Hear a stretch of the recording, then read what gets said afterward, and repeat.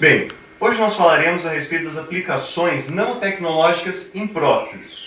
O principal problema hoje é a respeito da rejeição, uma vez que as próteses utilizadas para a substituição de ossos são formadas de titânio, entretanto, elas têm uma superfície lisa.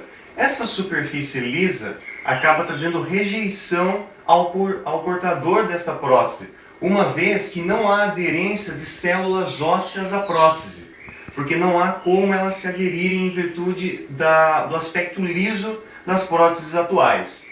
Logo, a tecnologia, hoje, por meio da nanotecnologia, está sendo utilizada para fazer um tratamento químico nessas próteses, para que através desse tratamento, pequenas protuberâncias surjam, imitando os poros do próprio osso.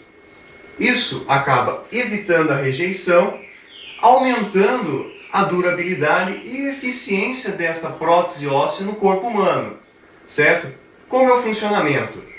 Através do tratamento químico, pequenas protuberâncias surgem nessa prótese, imitando o osso.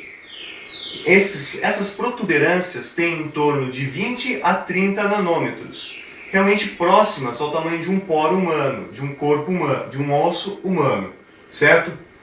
Qual é a importância desses poros surgindo nessas próteses?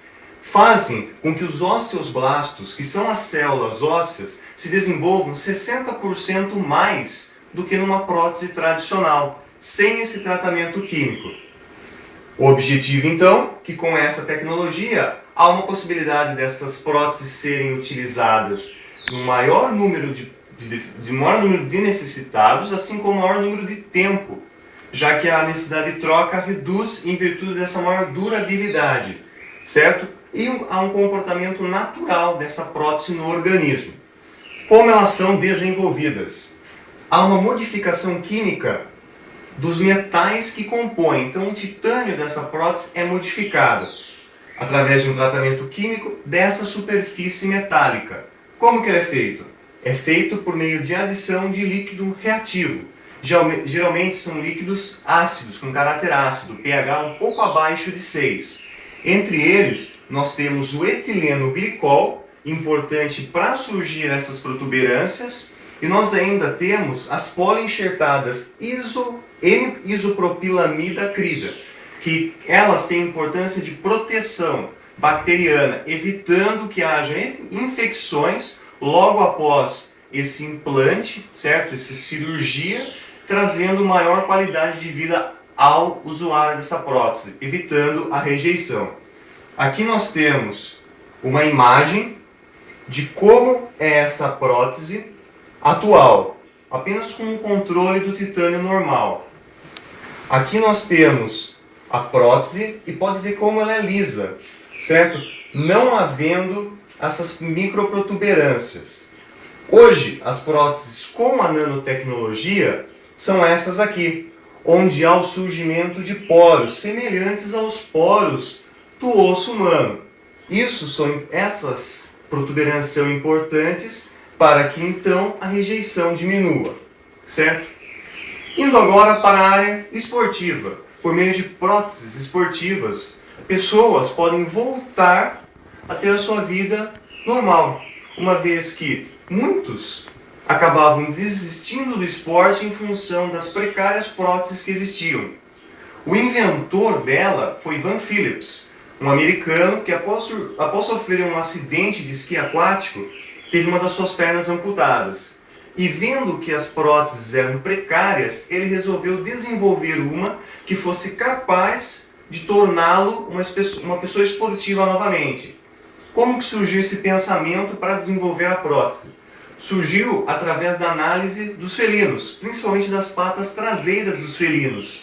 Então as próteses desenvolvidas por ele são baseadas no quê? Nas patas traseiras dos felinos, principalmente de guepardos, e elas são feitas de fibra de carbono por meio de milhões de fios de carbono grafite em sua estrutura, dando maior resistência, aderência, ao mesmo tempo que isolam o impacto, reduzem o impacto para o usuário, certo?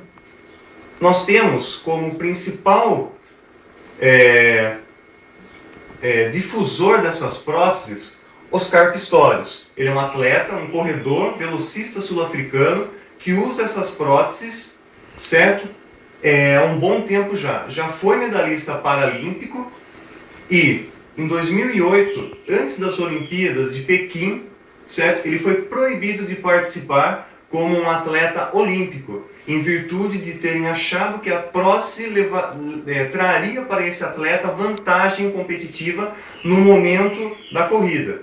Ele foi banido, não pôde disputar a Olimpíada de Pequim, acabou disputando a Paralimpíada de Pequim, conseguiu ser campeão olímpico, certo? E em 2012 foi constatado que a prótese não levava vantagem, não trazia vantagem para esse atleta.